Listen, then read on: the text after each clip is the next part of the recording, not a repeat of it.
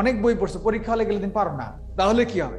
সেটারও তো একটা মেডিসিন আছে, সেটারও তো একটা উপায় আছে। তুমি তো এমন না যে তোমার মাথায় বুদ্ধি শুদ্ধি নাই। তুমি এমন যদি হইতা যে মাথায় বুদ্ধি নাই, তাহলে তুমি এই পর্যন্ত আসতেই পারতা না।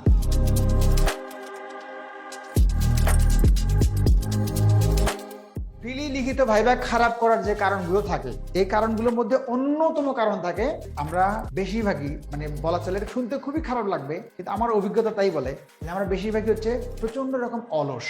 প্রচন্ড রকম অলস বলতে পরিশ্রম করতে চাই না।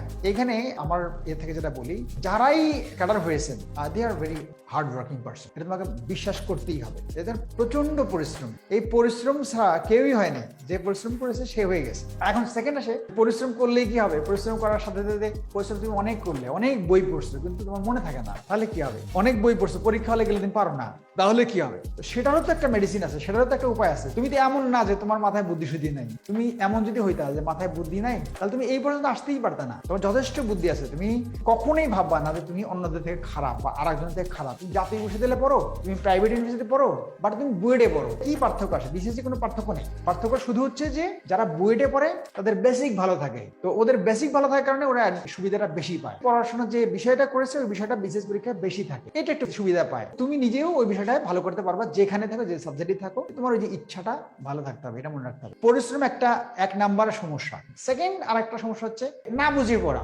ধরো প্রিলি পরীক্ষায় দিচ্ছে, এ বলতেছে এই বইটা কেন, ও বলতেছে ওই বইটা কেন। একটা অনলাইনে দেখলো যে অনলাইনে উনি বলছে যে এই বইটা খুবই ভালো। যেমন আমি যদি বাংলার কথাই বলি, বাংলা আর হচ্ছে তোমার প্রিলিতে 35 নম্বর, লিখিত 200 নম্বর, খুবই গুরুত্বপূর্ণ সাবজেক্ট। এখন তুমি বাংলায় কিছু পারো কিছু পারো না, এরকম ব্যাপারটা আছে। এখন তোমাকে একজনে বললো যে সৌমিত্র শেখর ওনার বইটা কিনবে, আরেকজন যে ওই একটা MP3 কিনলাম, আরেকজন যে আর একটা অমুক বই কিনলাম, প্রফেসর স্যার বই কিনলাম। এখন কি হলো যে 3-4টা বই তুমি কিনে ফেলছো, তুমি কল্পনাও করতে পারবা না যে তুমি কত বড় ভুল করে ফেললে। অনেকের বাড়ির টেবিলে এই উঁচু উঁচু বইয়ের যে অনেক বই, এই বইগুলো তারা পড়তে পারে না। তো এটা দেখা যাচ্ছে যে প্রতিবারই ছবি টুবি তুলে দিয়ে দেয় যে এই যে আমি দেখো কত বই পড়ছি। আবার দেখবা যে অনেকে কিন্তু ফেসবুকে ছবি সহ দিয়ে দেয় যে প্রিলি হয় নাই, বয়স শেষ, এই বইগুলোকে যদি কিনতে চান খুব কম দামে বিক্রি করবো, এরকম দিয়ে দেয়। এর মানেটা কি? মানেটা হচ্ছে সে বই অনেক কিনছে কিনতে কার্পণা করে নাই, কিন্তু সেই বইগুলো তো পড়াও হয় নাই। আর যদিও কিছু পড়েছে, ওই বই রিভিশন দিতে পারে নাই, হজম করতে পারে নাই, পরীক্ষা হলে কিছু মনে নাই, যে কারণে তা খারাপ হয়ে গেছে।